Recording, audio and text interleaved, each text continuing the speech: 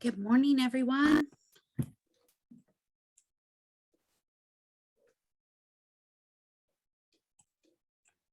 Morning, Connor. Hello, good morning. Is it a Monday morning on the Pacific Coast too? Yeah. Feels that way here too.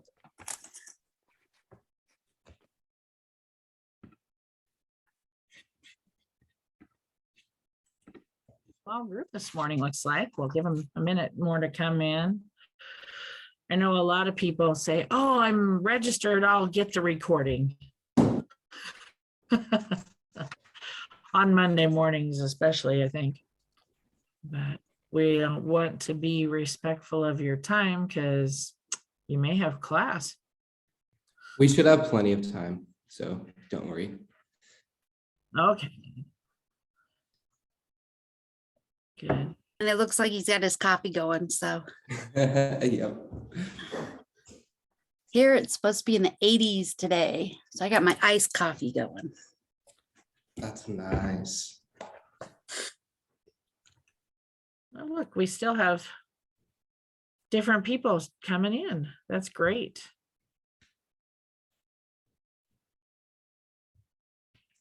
It's good to give them a couple extra minutes.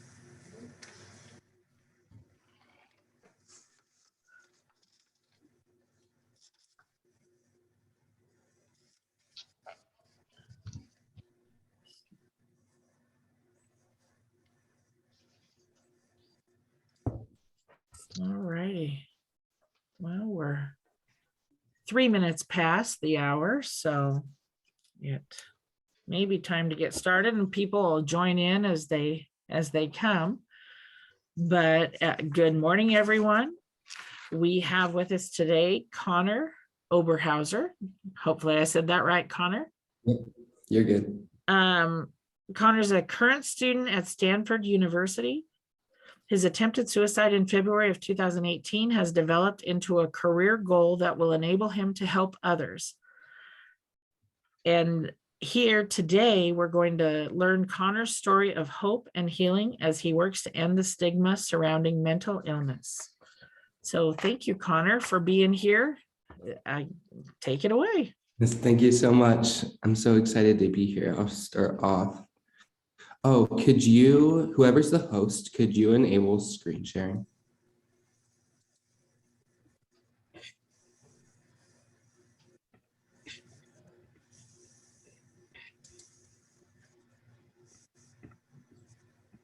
All right, there we go. And can you all see everything? All right, perfect.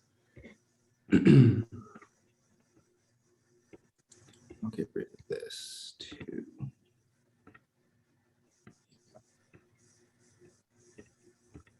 Okay.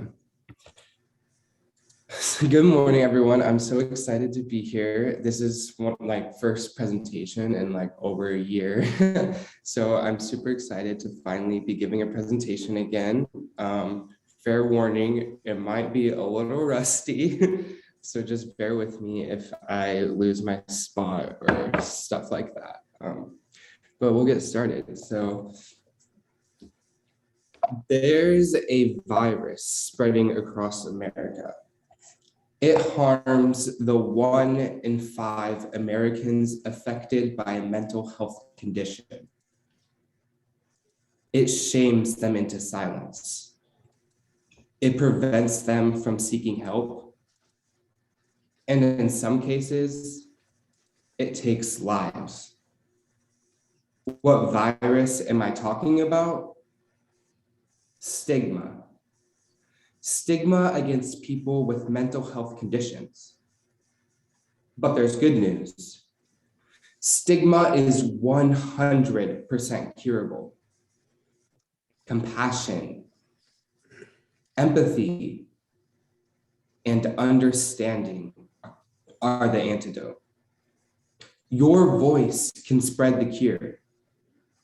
Together, we can end the stigma surrounding mental health once and for all.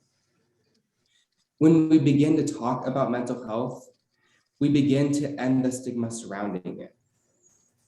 Ending this stigma will encourage people who are struggling to reach out, and it will literally save lives. Now, before we get started, I just like to tell you a little bit more about myself. So as she mentioned, my name is Connor Oberhauser, and I am currently a student at Stanford University in California. And I am planning to major in psychology and go down the pre-med track. I'm really interested in neuroscience, so hopefully one day I can become a neurosurgeon. That's my end goal. I have 3 siblings, all sisters, and I'm the youngest. You can see a pic of us in the top left of the screen. Shelby, which is this one, is 28, and she's the one that has the 2 kids. This is Jack, and this is Avery. Shelby lives in Kearney, and she works as a social worker. And then the one all the way to the left is Jenna, and she is 24 and is finishing up her 2nd year of PA school in Lincoln to become a physician's assistant. Next year, she'll start her rounds and stuff and start traveling and doing some hands-on work. So that's super exciting for her. And then my final sister right here is Bailey. And she's 21 and she's going into her finals week. Finals week just started for her. She's a junior at the University of Nebraska at Kearney, and she's also studying to become a social worker, following in Shelby's footsteps. So that's a little bit about my siblings. And here are my mom and my dad. Misty, this is Misty, and this is Tim. And then right here, this is just a picture of me with some of my friends at Stanford. And then a pic of me presenting. And this bottom right picture is a picture from my first presentation, actually, which I'll talk about very briefly later on. In high school, I was involved in cross country, basketball, baseball, one-act speech, spring play, FCCLA, FBLA, National Honor Society, and I was class president. I mentioned that because no one expected someone like me to be struggling. It seemed like I had everything together. I had good grades, a lot of friends, a good relationship with my family. No one expected someone like me to be struggling. In my free time, I enjoy working out, watching Netflix, playing sports, and hanging out with my friends. Now, how many of you would say you experience minimal stress? And now think about how many of you would say you experience moderate stress? And finally, how many of you would say you experience a lot of stress in your daily life? I think that last one would be most of us. My life wasn't good because I was super stressed. I had very high anxiety and I had depression, and I had no idea how to cope with these. Today, I'm going to tell you my story of battling depression and anxiety, give you tips on how you can help yourself or someone you know overcome a mental illness they may be facing. And finally, share with you how we can work together to end the stigma surrounding mental health once and for all. Now I'm going to get into the main part of my story. I forgot to mention, if any of you have questions, don't be afraid to just put them in the chat, and then we'll get to all the questions at the end. All right, stop share. And now I'm just going to talk about my life. So let me fix this. To get the full understanding of my story, we have to travel back to the beginning of 7th grade in 2015. This was when I first started noticing signs of my anxiety and depression. My high school is consolidated, so in 7th grade, students from this site and students from this site all came together into one school. New friendships were formed, but I wasn't as outgoing as the rest of my peers. I ended up losing my best friend during all of this, and it hurt me a lot. My mom noticed how I was alone and quiet and how I isolated myself from the other kids. So she decided to take me to the doctor, and I took an anxiety test, and I was eventually put onto medication for anxiety. And it was left at that. Fast forward 2 years, and I have been battling this depression and this anxiety for so long, and I was doing good. I thought I was stable and on the road to recovery, but I was wrong. I started to feel very anxious again for no reason at all. Everything that I did throughout the day brought on a feeling of fear and panic. I had anxiety about everything, especially when I talked to people. When I got done talking to someone, I would think about everything that I could have said differently. I hated when I talked because I felt like everything that came out of my mouth sounded stupid. I blamed the medication I was on at the time for me talking more, and I decided to stop taking it, and I didn't tell my mom. Obviously, because of this, things started to get a lot worse, and I would get so scared that I was going to say something wrong while talking to people that I stopped talking entirely. I thought to myself, I can't say anything wrong if I don't say anything at all. Because of my quietness, my other friends started to drift away from me. They would leave me out of their conversations, and they would make plans without me. At least this is what my brain was telling me. This hurt me so much. I started to become more depressed, and I thought that if my own friends don't like me, then why would anybody else? I thought everyone hated me and didn't want to be around me. And then I started to hate myself. Day after day after day, I just went through the motions. I lifted weights in the morning, and then I went to school, and then I went to sports practice, and then I went home, straight into my room where I would lay on my bed and stare at the ceiling, just thinking about everything that I said or did wrong throughout the day. My thoughts were the worst at night. Have you ever been laying in bed and you can't fall asleep because your mind is just running and running and running? That was me every night. I got only about 2 hours of sleep every night. And this went on for months. But fortunately, I had an amazing support system made up of family and friends and medical professionals who never left my side. Yes, I felt that I was alone, and I felt that everybody hated me, but this wasn't true. It was just my brain telling myself I wasn't good enough.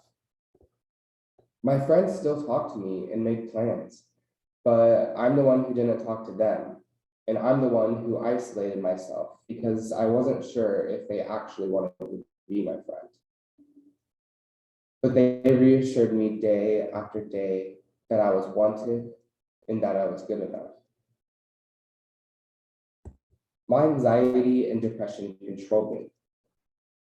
I did everything they wanted. For example, I would go out of my way to avoid walking past the same person more than once because I didn't know if I should say hey for a second time. I would give people one-word answers to their questions they had to avoid the conversation lasting any longer than it had to be. I couldn't order food for myself at restaurants. I never answered my phone. I didn't hang out with my friends. I hated school dances that my mom forced me to go to because it was part of the high school experience. I did anything and everything to avoid being put into social situations. February 14th, the night before I was admitted to the psychiatric ward. My mom, my friend, and I were on our way to the girls' district final basketball game. Before the game, we stopped at Runza. Everything was going perfectly until I dipped my fry into the ranch. I bring it to my mouth and, oh no, ranch drips on my pants. End of the world, right? No, of course not. But to me, it was. For some reason, I was so embarrassed. I didn't talk for the rest of the night. And while I was at the basketball game, I kept my head down the entire time. I didn't see one play happen. On the way home from the game, I still didn't talk. We dropped my friend off at his house, and I instantly started crying. My mom asked me what was wrong, but I told her nothing. We continued the drive home, and I kept insisting nothing was wrong. Now, some of you might be thinking, really, crying over a drop of ranch? But that's not what it was about. For months and months, I kept everything inside of me until the point where I just blew up. I didn't tell anyone I was struggling because I was scared they would judge me. And I believe that fear of judgment is what's stopping others from reaching out for help. Once we got home, my mom asked me again what was wrong, and I kept telling her nothing. I tried to get out of the car to avoid talking to her, but she locked the door. Little did I know, she knew something more serious was going on. A couple weeks before this, a friend told a teacher at school that I was feeling suicidal. And this teacher told my mom. My mom didn't think anything of it at first because when I was in front of her and in front of everyone else, I looked and acted like I was the happiest person in the world. My mom asked me a lot of questions that night, but the ones I remember most was when she asked me if I had attempted suicide before. I was crying so hard at this point, I couldn't even answer her. I just shook my head. Yes. Then she asked me if I could make it through the night without hurting myself. I promised her I wouldn't do anything. I broke that promise. I had already lost all hope. I couldn't do it anymore. I couldn't go to sleep at night knowing that the next day would be just like the previous.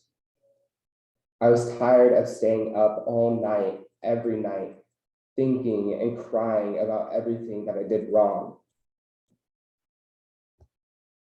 I felt that no one in the world felt how I felt, and that I was going through this completely alone. I looked in the mirror and saw a person that I didn't want to see. I was tired of carrying this pain. More so, I was tired of being tired. I couldn't live like this anymore. Later that night, when everyone was sleeping, I snuck into the kitchen, opened up our medicine cupboard, and swallowed a whole bottle of pills. Deep down, I knew I didn't want to die, but in the moment, I felt that that was the only option. I went back to my room and laid down and immediately began to regret my decision. I rushed into my parents' room and woke them up and told them what I did. And they immediately took me to the local hospital where I had a charcoal drink to reduce the effects of medicine. Once I was stable, I was admitted to the psychiatric ward in Kearney. The whole drive there, I was freaking out. I thought it would be just like in the movies, and they would strap me down in the beds with the restraints, and they would just leave me there until I went completely crazy, and I would never see my family or my friends again. Fortunately, that wasn't the case. When we got there, I had to cut off the strings of my clothes, wear the sticky hospital socks, and leave all my personal belongings with my parents. The first thing I did once I was in the psych ward was get my vitals taken. After that, my parents were instructed to leave. This was one of my hardest and scariest goodbyes because I truly believed that I would never see my parents again. After they left, I went straight into my assigned room and laid down in my bed and just started crying. I would have stayed there the whole time, but one of the other patients in the psych ward invited me to walk up and down the halls with them. I saw the psychiatrist every other day while I was in the psych ward. I started a new medication, and I went to group activities where they taught me skills and different techniques to manage my anxiety and depression, such as coping skills, positive affirmations, and different types of grounding techniques. I was in the psych ward for 5 days, and for some, it can be much longer. After I was released, I started cognitive behavioral therapy, hypnotherapy, and continued on my medication. Now, don't think when I was released, it was all butterflies and rainbows and everything was perfect and fixed. I was still depressed and very, very anxious, and I even cut myself once. But my life wasn't in danger anymore. My depression did get better. I wasn't having as many suicidal thoughts, and I knew deep down that I didn't want to die. But my anxiety started to get a lot worse. I started to have panic attacks. They were usually at night when I was overthinking about everything that I did wrong throughout the day, but sometimes they were during the day or even in public. Now, if you don't know, panic attacks suck. It makes you feel as if you're literally going to die. You can't breathe, you can't stop shaking, you can't stop crying, and your heart feels as if it's going to explode. I would rip out my hair and hit my head super hard because I felt so stupid for even having a panic attack in the first place. At first, I had no idea how to manage my panic attacks. They would last for over an hour, and they would happen every single day. Over time, I learned how to prevent my panic attacks by going to therapy. My therapist taught me techniques to stop a panic attack, such as deep breathing. I also learned how to prevent one from even happening in the first place by recognizing my triggers and then doing my best to avoid those triggers. It took me a full year to approach recovery, and I'm obviously still working on myself every single day. What helped me most was having an amazing support system made up of family, friends, and medical professionals who never gave up on me and believed me when I told them that I needed help. Every day I had to battle against my own mind. I had to tell myself that I was wanted and that I was good enough, even though my brain was saying the exact opposite. But thanks to therapy, medication, and support from my family and friends, I am now free of suicidal thoughts and my anxiety is at an all-time low. Now, how does one overcome a mental illness? As I stated before, living with a mental illness is not easy. It's a consistent problem without a clear solution. Therefore, I've done hours of research to come up with the 3 most important steps for you or someone you know to follow if they're struggling with their mental health.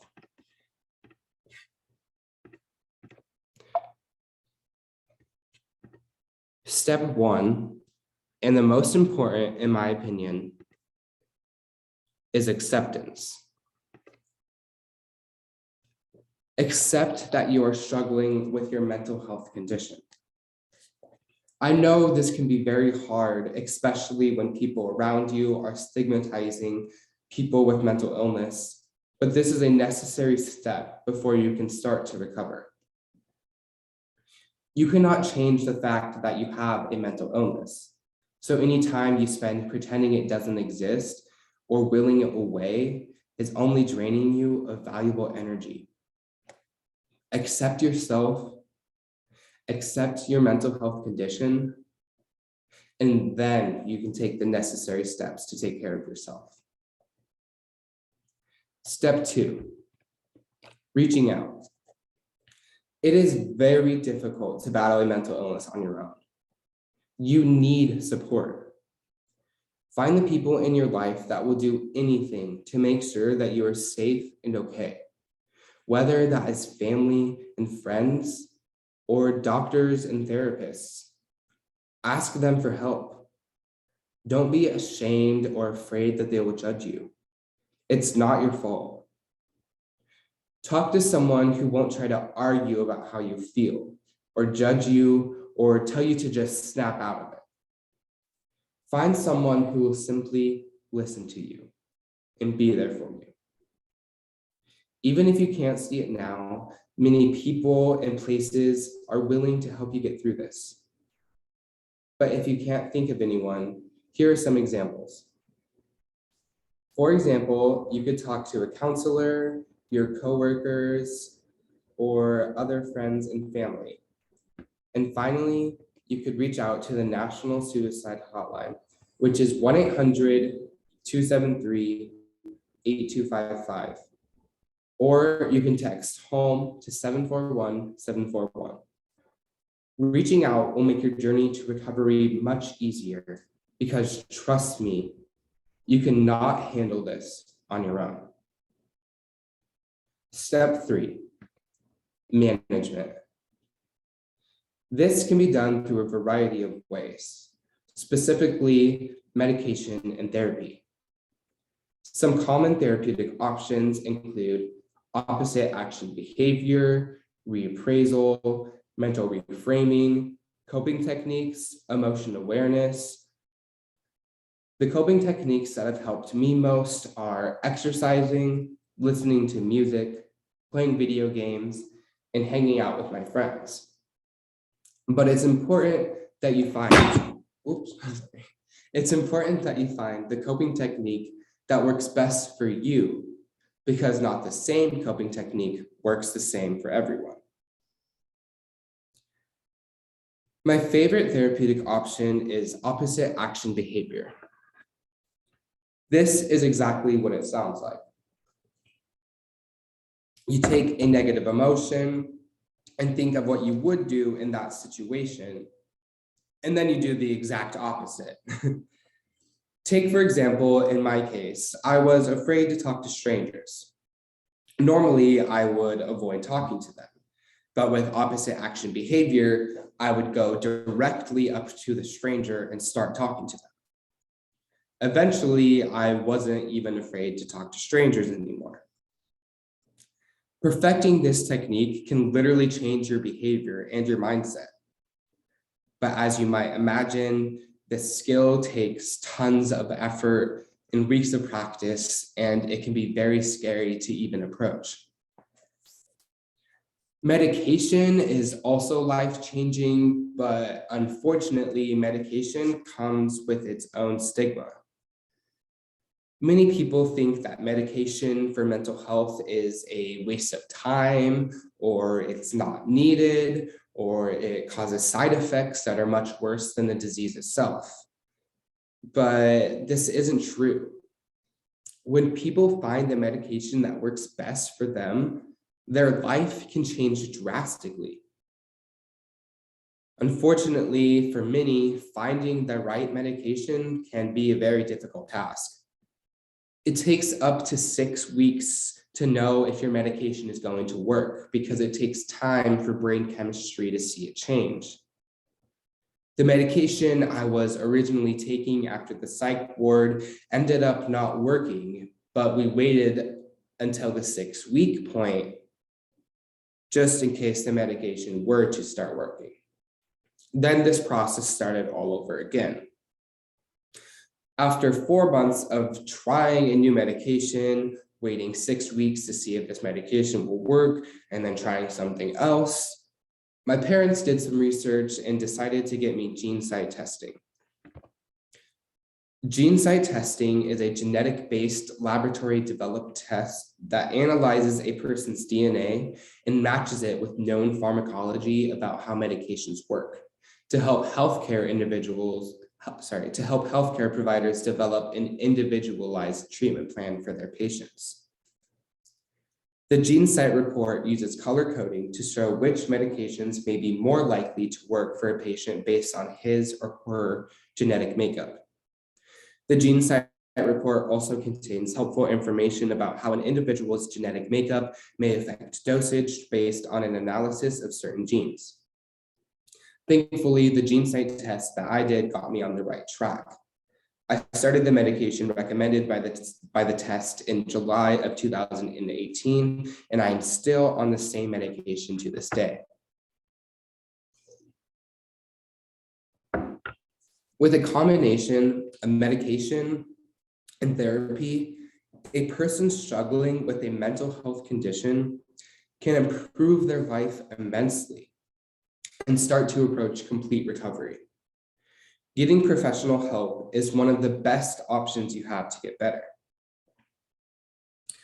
At many of my presentations, though, people ask me, so what are we supposed to do? What are the people who aren't struggling? The teachers, the friends, the coworkers, the family, what are we supposed to do to make sure that the ones who are struggling are okay and on the road to recovery? Now, because millions of people in the US live with a mental health condition, you likely encounter people with mental illness every day. However, if you are unsure of how to best approach these people, it can be a scary task. These tips may help.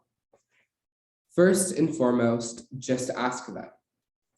Ask them if they're having suicidal thoughts, or if they are okay right now, or if they're feeling depressed. Just ask them. Now, if they do tell you they're having suicidal thoughts, what should you do? The best thing you can do, as I mentioned before, is refer them to professional help. But besides that, talk to them in a space that is comfortable and where you won't be interrupted. Ease into the conversation.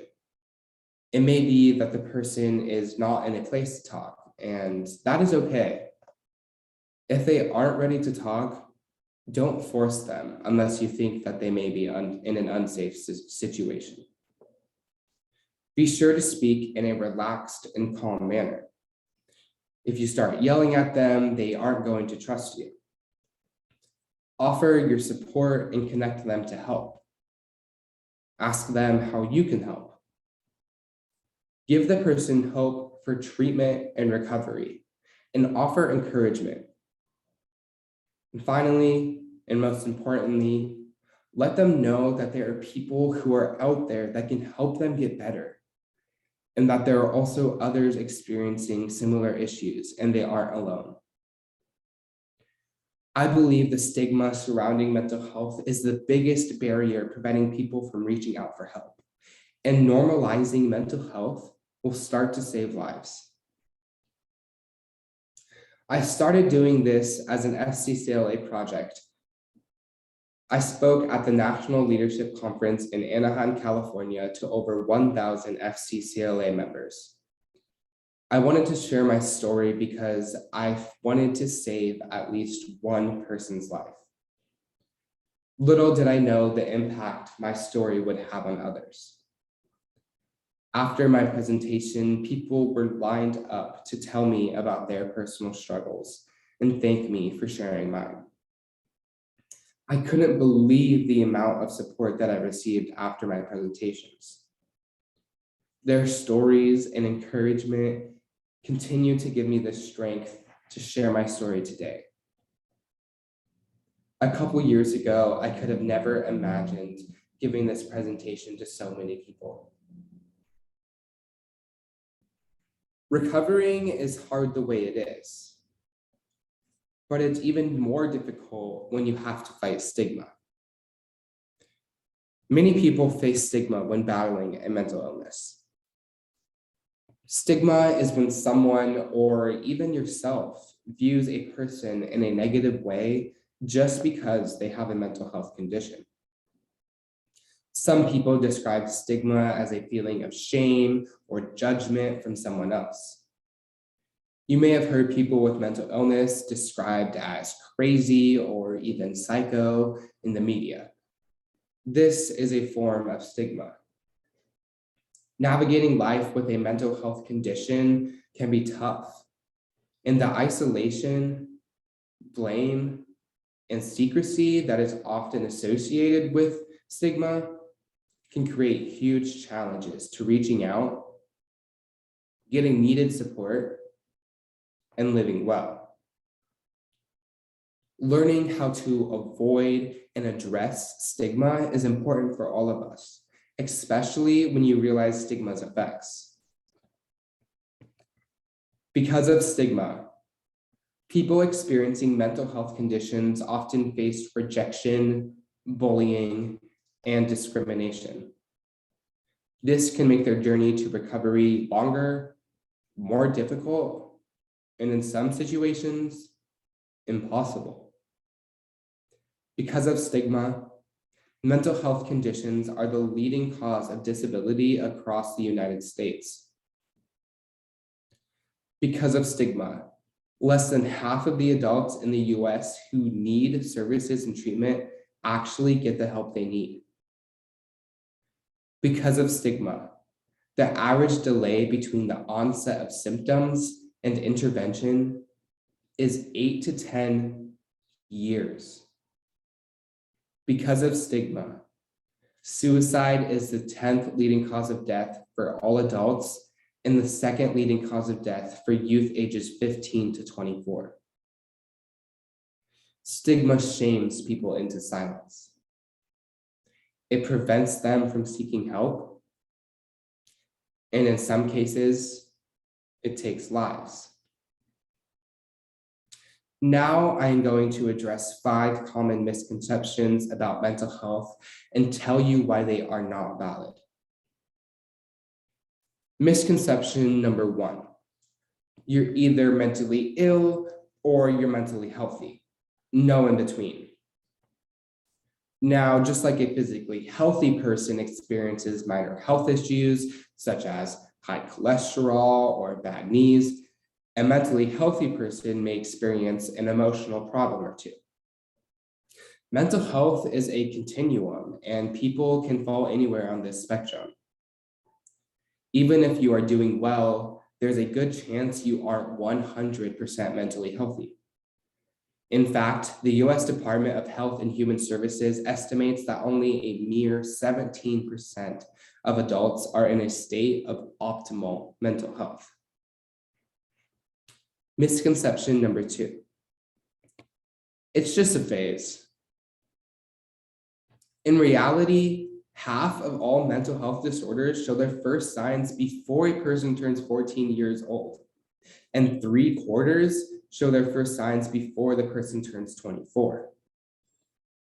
Unfortunately, less than 20% of children and adolescents with diagnosable mental health problems receive the treatment they need. Early mental health support can help a child before problems interfere with developmental needs. Number 3,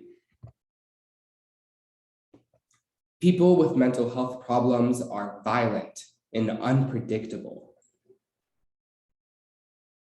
Actually, the vast majority of people with mental health problems are no more likely to be violent than anyone else. Most people with mental illnesses are actually not violent, and only 3 to 5% of violent acts can be attributed to an individual living with a mental health condition. You probably know someone with a mental health problem, and you might not even realize it because many people with mental health problems are shamed into silence while still being highly productive members of society. Mental health problems do not make a person incapable of living a normal life. Many people put on a show for the rest of the world so that others don't even know that they're struggling. Misconception number 4. Mental health problems are a lifelong problem that lasts forever. Yes, not all mental health problems are curable. Schizophrenia, for example, never goes away, but most mental health problems are highly treatable. The National Alliance on Mental Illness reports that between 70 and 90% of individuals experience symptom relief with a combination of medication and therapy. Complete recovery from a variety of mental health conditions is often possible. In my case, I still have anxiety, but it's barely noticeable and it doesn't control my life anymore. Finally, misconception number 5, the stigma I hate the most because it's not even close to true. Mental illness is a sign of weakness. In my opinion, people battling mental health conditions are the strongest people in the world. Many people with mental health issues are incredibly mentally strong, especially after they've gone through therapy, where they learn how to cope and discover strategies to overcome their mental illness. Mental illness is a chemical imbalance in the brain.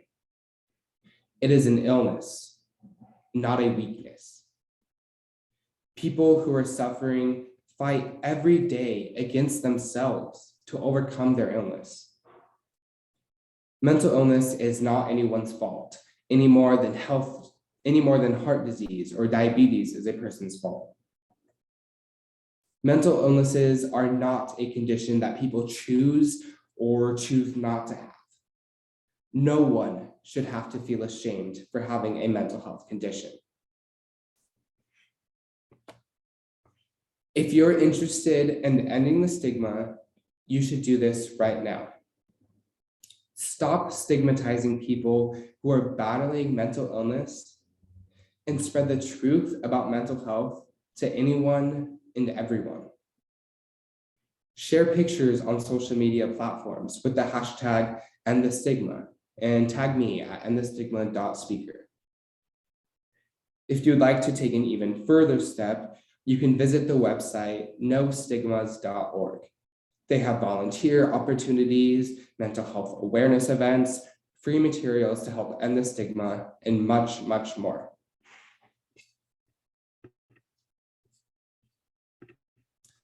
If we work together, we can end the stigma surrounding mental health once and for all. All it takes is educated people, and that is what I've done for you today. When you leave this room, I challenge you to take home with you what I've told you today and share it with your coworkers, your family, your friends, and the rest of your community. Once we work together to spread the truth about mental illness, we can finally end the stigma. Thank you. We can open up to questions now.